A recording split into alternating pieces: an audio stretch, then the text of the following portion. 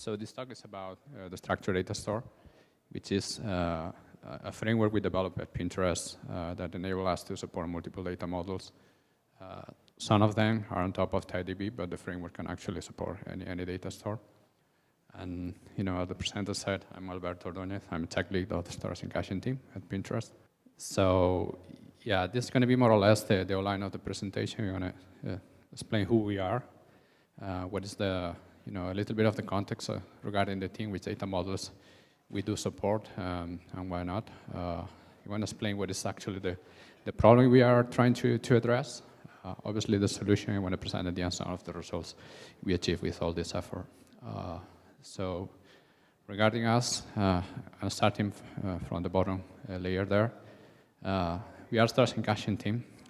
We own multiple services that power Pinterest. Some of them are listed there, like we own the whole man cache infrastructure at Pinterest. We own also a graph database that is powering the site as well. Some services called table model, which is kind of a relational model. I want to provide more details later, but just remember that we support transactional use cases, secondary indexing, and so on. We serve millions of QPS with high availability. We are under the online system organization. That means that we need to solve queries pretty fast, generally in the order of 1 to 2 digit P99 latency. And like we said, we support multiple data models. And in the past, and that's the problem we're trying to solve with an heterogeneous query serving stack. As I mentioned before, we belong to the online systems organization as well.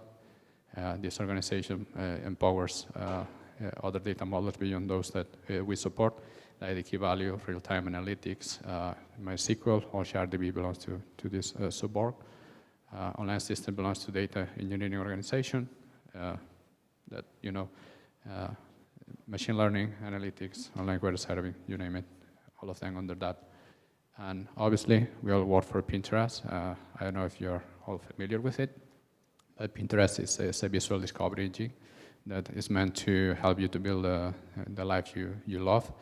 Essentially, you can go to the site, search for pictures, identify content in the pictures that you like, refine the search, and eventually be able to buy it. The site currently has more than 460 million monthly active users, and the revenue is over $2 billion. So regarding, as I mentioned before, I want to talk a little bit about the context of our team, the data models we support, and how we used to do it, so that we can then explain why that's not a good idea, why we came out to the solution we are presenting here. So I would like to start by the graph service. The graph service is one of the biggest services or data models our team is providing. It is currently a thrift service. The data model is quite similar to that of Tau. I don't know if you're familiar with Tau from Facebook, but essentially you have nodes and edges. The edges try to model relationship between nodes. Nodes have properties, edge has properties, so you can filter by some of those properties as well. It is highly flexible. Clients like it because it's easy to onboard and do stuff there pretty quickly. It is eventually consistent. I didn't mention, but the graph service is backed by HBase, and HBase is a key value data store with no transactional support. So when insert something in a graph database, generally you have to insert data and reverse edges. If something goes bad in between, you can end up in the situation where you have inconsistencies. So that's what we call the system is mental consistent. So we need, like a daily job or something like that in order to fix those inconsistencies. This graph service does not support, multi-hop queries or overly complicated queries. It just, allows you to filter by, relationships and properties and why not. And analytical support is done through S3 dumps. We take a snapshot from HBase, we put in S3, and clients can run analytical queries there. Something important regarding the architecture is that, as we can see here, you have an API, you have different components like, ID generator. When somebody inserts something there, they don't want to, go through the board and having to create ID. So the service does it for them. The cache component is kind of fundamental in order to reduce the load of HBase, especially because the read-write latency the read and write ratio is pretty unbalanced. We have models to do, routine and failover and you name it. The problem with all these components is that they are dependent of the structures defined on the API layer, so they are not reusable by other services. In other words, so this is about the graph service. We have other service that we call Ixia. It supports secondary indexing. It is again a thrift service, and if you're not familiar, HBase does not support secondary indexing. So in order to support this, we have to do some kind of magic over here. So what we do is that we use HBase as the source of truth. So whenever somebody wants to insert a document in this service, we insert it into HBase, and then an asynchronous pipeline kicks in to ship those documents to a search engine. The search engine kind of index that. So that later, when somebody comes and does a read query, what we do is that we go to the search engine first, we get the IDs, and then we go to the source of truth database to retrieve the document. So this asynchronous pipeline implies that the system is semantically consistent. Issues may happen, the synchronous pipeline. So again, inconsistency may have, which involves human operators having to take care of that, which is really unfortunate. Obviously, all this happened because HBase does not support secondary indexing. If HBase would support that, we don't need this complicated, system architecture. Again, we have a cache component, a routing, and execution, and those are familiar because we mentioned them in the previous slide. Unfortunately, they are different, modules because again they are based on the thrift definition, so they are not being reusable. Yet another service that we do provide, and the situation with this one is even worse because it's not even a service, it's just a library. It is a kind of a transactional key value store. Since we use HBase, what the team decided to do is to incorporate Apache Omid in order to support transactions. So the client directly talks to HBase through the transactional client. There is no service layer in between, so they are completely tied to HBase. If you want to do caching or any other thing there, we cannot do anything because there is no, actually protection or layer in between the client and the service, and that's actually a model that, or a lesson that we learned that that's probably not a good idea.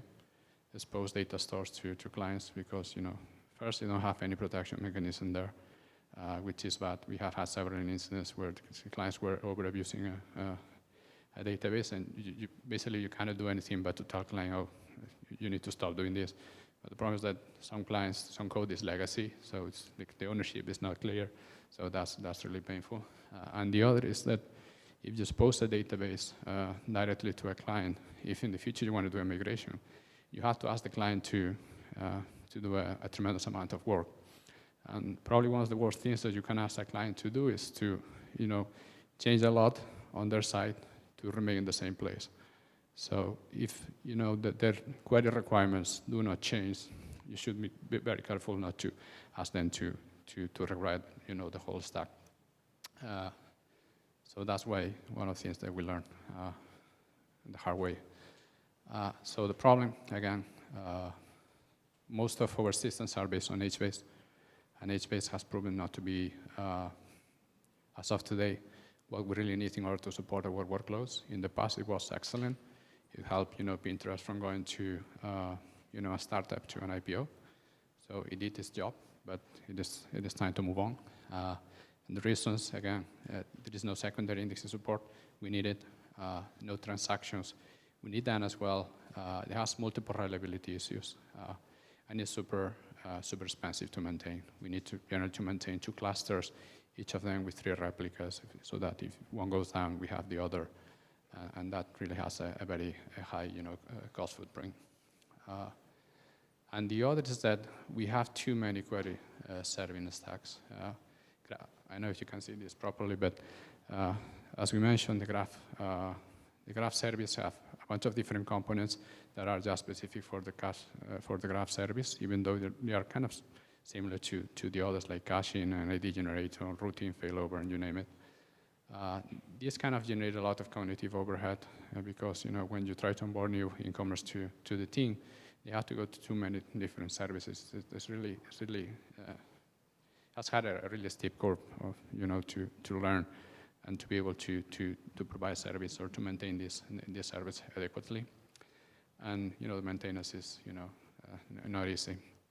So it is clear that A, we need a new data store that help us to do things better, and B, we need a different framework in order to reduce this complex technical architectural stack. So the solution is SDS for structured data store plus TiDB. I need to mention that we're using TiDB to serve most of our workloads, but the framework itself is data store independent. So the fact that we're using TiDB is because it's convenient, but we are not limited to that. And two keys here is what I was mentioned before. We need a better data store, and need to simplify the service layer. Why we choose TiDB as the primary data store for our workloads is listed here. First of all, it has proven to be highly available. We have not had, any fundamental issues in more than a year we have been in production. It offers very good performance, supports obviously global secondary indexing, distributed transactions, supports change data capture as well. If you want to do incremental snapshots or whatever, we can use that. We have support to do offline operations. We can take a snapshot, push them in S3, and clients can do analytics there. Or in the future, we may also consider HTAP as well.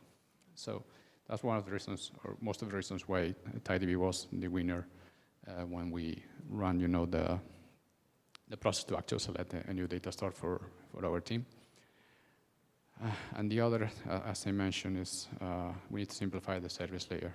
We cannot have a situation like this, in which for each different data model or API, we have, a complete different tech stack. We need to get from that state to something like this, to condense all those, layers that are relatively common into one abstraction that can serve all the APIs. So again, requirements. As I mentioned at the beginning, we belong to the online query to the online system organization, and we do online query serving, and that means that latencies are relatively low. Queries are relatively simple, otherwise latency couldn't be that low, and queries did not change very often. We don't expect either, 7 joins with 25 subqueries on, on a request. We just need simple thing that, get a response fast so that, that can serve the Pinterest use cases. Again, we need multiple data models, share functionalities, should have a single stack. And again, even though we want to use TiDB, if in the future that changes, we don't want to build a framework which we have to re-engineer everything in order to support a different data store. We want to go and plug and play with different data store easily. So that's what SDS is assisting here. Try to frame this. It's not easy to easily explain it, but I will do my best. So the system has 3 to 4 major components. One of them are the front ends, which are the APIs. You can define as many as you want. You have a middleware layer, and then you have the data store layer. So, and obviously the metadata component that stores information about tables, columns, and why not, that are being used during the query transformation step. So what happens here is that a query you send a query to one of these APIs, and the APIs, instead of converting that query into a TiDB query or a Yugabyte query or you name it, what it does is convert that query into an intermediate query language we have defined internally. That query language is like a thrift language. You can compose a query by assembling different thrift structures. All that SDS middleware layer understand this thrift language and only this thrift language. So the front ends get the query, send it to the middleware. The middleware is just a bunch of different query transformations that you can chain and plug and play with them as you want. Examples of transformations are, rate limit authorization, caching, routing, ID generation, instrumentation, and encryption. Well, all of them are basically adherent to the same interface. So the front ends assemble those queries into this query language. We send those queries to these transformations. Those queries get transformed one after the other, going through all those transformations. And before obviously getting to TiDB, TiDB does not understand this query language, so what you have to do is to translate this into the protocol that TiDB is using, in this case, MySQL protocol.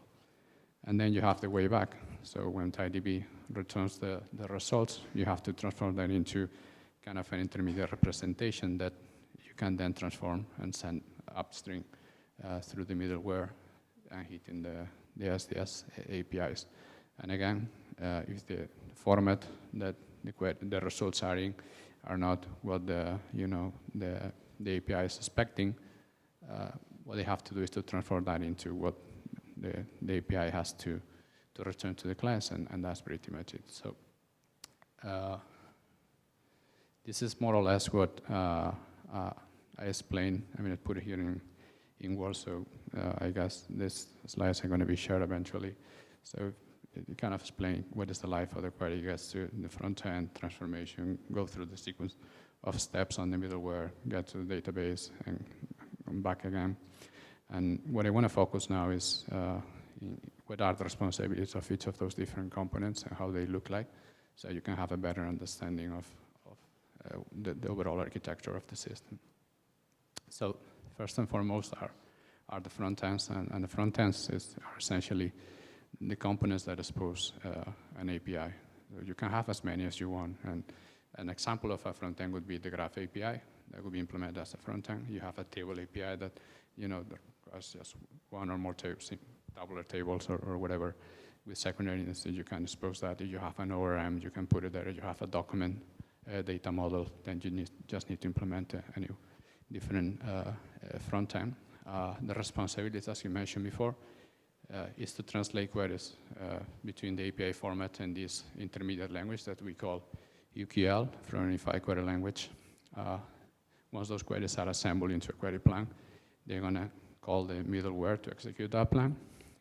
Eventually, that middleware will return a structure called URF from Unified Result Format, surprise. And that the responsibility of the front end is convert that to that URF structure into the API format if there is an impedance there. And as I mentioned before, examples are graph, table, document, key value, you name it. Unified Query Language, that's where I generally get most questions. It is, like I said, it's a thrift language we define internally. There is some snapshot of definition of what a read looks like. It's pretty similar to what a SQL query is. The difference between a SQL query and this format is that if I want to go and do a query transformation, which I need to look at which tables is the query affecting, I can do that in constant time. Go to structure, start the table, and you have it, versus having to implement a complex regular expression in order to start that information. So it's much easier to manipulate, much easier to enhance, and it is not super complicated. If you understand SQL, it is, it's going to take you 5 minutes to understand UQL. And the idea is that by using this unified query language, you can define a bunch of components that just simply understand this unified query language instead understanding SQL or understanding, Elastic query language or whatever. So you are abstracting away, the data store from the API. So the API does not know to which database is going to resolve the use case. It just knows that it's going to assemble those queries. It's going to send it to the middleware, and the middleware is going to decide where it needs to be resolved.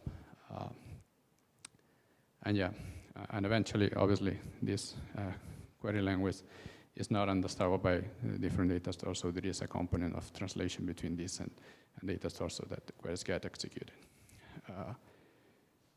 The next most fundamental component of SDS are the SDS middleware. And SDS middleware is essentially a sequence of transformations that you can apply to queries or to query results. And here to the right is kind of a sketch of what a backend is. A backend is, like I said, one of each of those boxes there in orange is a backend. And when you define a backend, you have to define a pre-processing step, which take care of query transformation, and you have to define a post-process step, which potentially take care of the result transformation. And in the middle, it calls the next backend. So backends are chained together. The application or the frame will allow you to define, sequence of backends you want to execute. You put them in a list, and one backend is going to do some stuff, and going to call the next backend, and so on and so forth until you get to the database. So as I mentioned before, you have a few examples there of what a backend is. And one of the most important properties of the system is that you can define these backends independently. They are pretty well defined, functional components. And through configuration, you can specify which backends you want to execute for each query. We have a few samples there of profiles. Profile A is going to run authorization, routing, caching, and execution. Profile B is going to run whatever is mentioned there. And the idea is that if you have an issue with the query, or the client have an issue, you simply need to go to configuration and see, which profile is associated to the client, and right off the bat what's happening to that query, which sequence are being executed, and you can change them dynamically as you want. So that was, it is helping a lot, when you have to define a new transformation or new backend. It is very convenient to explain it to the engineers, because they just need to focus on that particular functionality. They don't need to worry about where that thing is going to get executed or so on. They just need to focus on what they have to do. The use of profile reduce a little bit the cognitive overhead. You don't have to go to the code and see, which transformations are. You just need to go to look at the configuration. All right, click backwards. All right. Data stores are, well, nothing special there. We can use multiple, and there is at the end of the query transformation, there is a step that translates, the query. UQL into the data store protocol, and vice versa. As of today, our main data store is TiDB, but we also support Muse, which is an internal search engine, and we are open to support others if necessary. Then URF is the unified result format. You go down first to hit the data store to get data, and then you put into this structure. You start pushing up, and those backends are getting executed in the reverse order. Running, the convenient transformations. For instance, if you have a backend that does encryption, so before returning to the client, you want to decrypt that data, right? So the post-process step of the encryption backend is going to decrypt that data.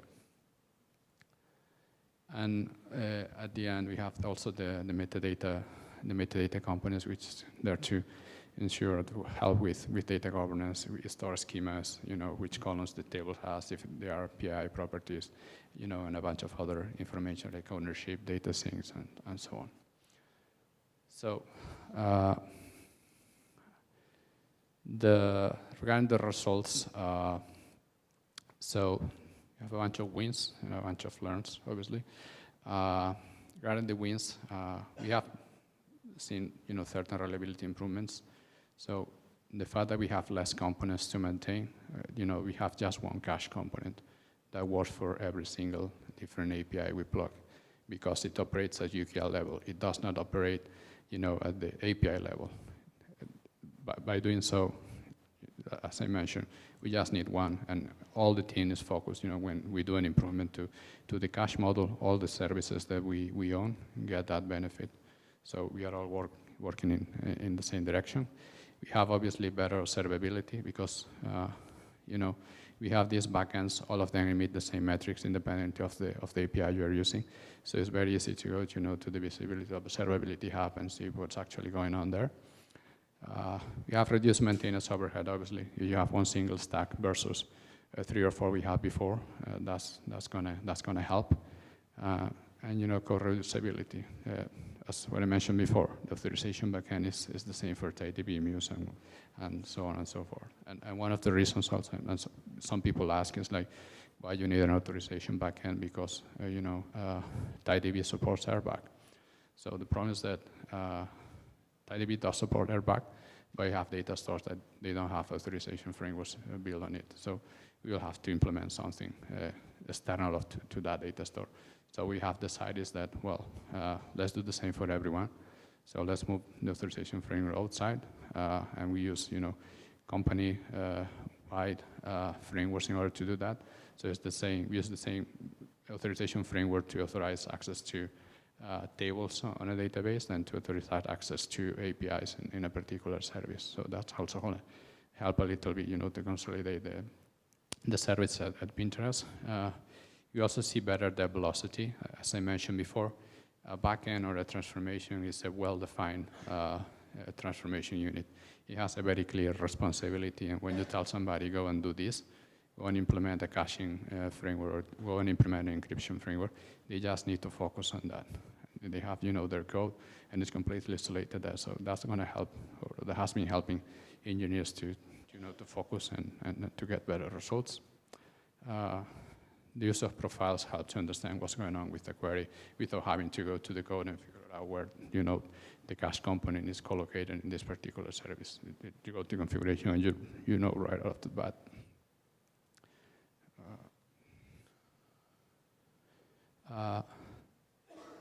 One improvement for clients is that clients can use multiple APIs to access their data. So at the end, for the graph service, eventually there are a few tables on the database. Clients generally use the graph API to access those tables, but if they want to use a different API to access those tables, they can. There is nothing preventing that, and it's actually being enabled. It is very easy to onboard new data stores. All the framework is data store independent, so the only thing you need to do in order you want to add a new data store is to implement the translation unit component that translates UQL to the data store protocol and vice versa. And performance, we got some questions at the beginning when we presented this, that all the query translation maybe may have an performance impact, and why not? Well, obviously, query translation is proportional to the size of the query. That's obvious. But as I mentioned before, this is an online query serving. Queries are simple. So generally, query translation takes 10 to 20 microseconds or even less than that. And the result translation obviously depends on the number of rows you are returning and columns. But it's generally in the tens of hundreds of microseconds. So we have not seen a huge impact there. And regarding the learns, so this framework is essentially stateless. And what happens is that marrying connections, connection pools to SQL it's not very easy. You have to define, what's going to be the size of the connection pool, min and max, and you have certain limitations there because if you elastically scale, but if you don't scale, the data store on the other side, you may run into issues with open sockets and performance degradation and so on and so forth. We have had some load balancing issues due to the fact that we are using Envoy to proxy and reverse proxy a connection from the framework to, in this case, to TiDB SQL layer. I know you're familiar with Envoy, but Envoy is a traffic proxy. I think it was open sourced by Lyft a few years ago. We rarely use that. We are thinking of getting off that by next year. I think it's going to add us some performance gains and some reliability improvements as well. We also find that the new TiDB architecture is, I'm not sure if all these JDBC libraries are well structured for this new architecture, because in the past, MySQL, computation and storage was in a single machine, so you have, just one server. So when doing connection pool, all the connections go to the same server. In an elastic system like SDS, an elastic system like TiDB, that's not completely true. You have a computation layer, the SQL layer that goes ups and down based on the load. If you have auto scaling enabled, and we have found that we have to be very careful with, connection rotation and why not, because otherwise we end up with hotspots, which is again probably a byproduct of using the envoy proxy, and that's why we want to get off that.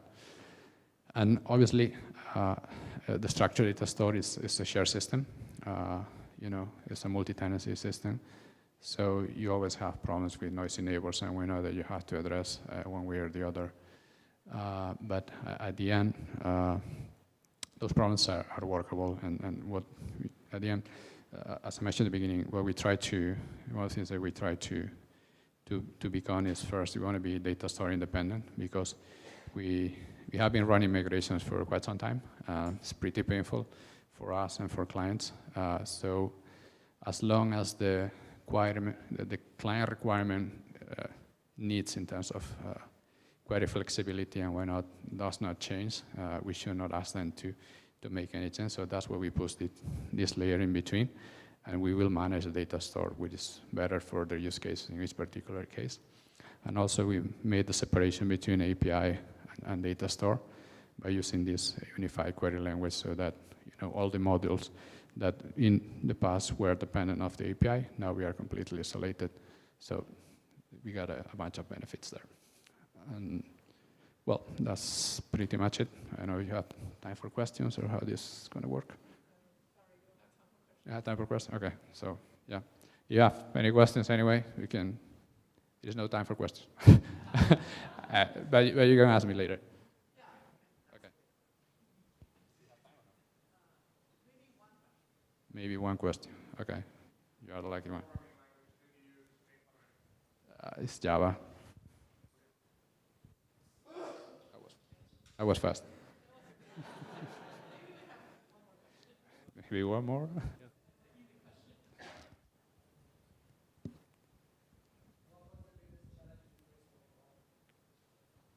The biggest challenge? I think it was the connection pool management. That's been pretty... You want to repeat the question for the record? Yeah, just what were the main challenges in the process that you faced? Yeah, the first was to convince people that doing all this intermediate query language and translation was not going to cause major performance impact. Unfortunately, it does not. And the second, as I mentioned, was the connection pool management. How to make that efficient, not run into problems there, and to be able to elastically scale to address load. And yeah, noisy neighbors is a complicated problem itself. I think we have sorted out more or less after the last changes we made to the system, yeah. Thank you. Another one? Maybe two?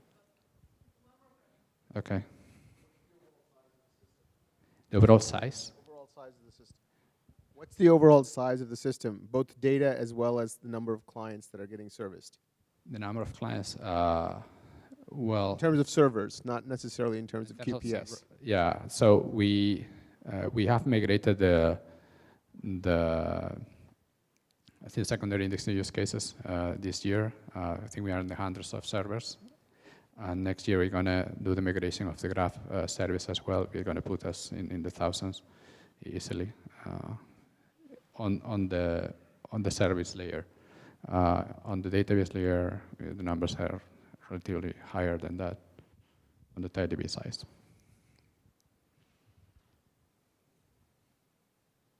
Is somebody over there?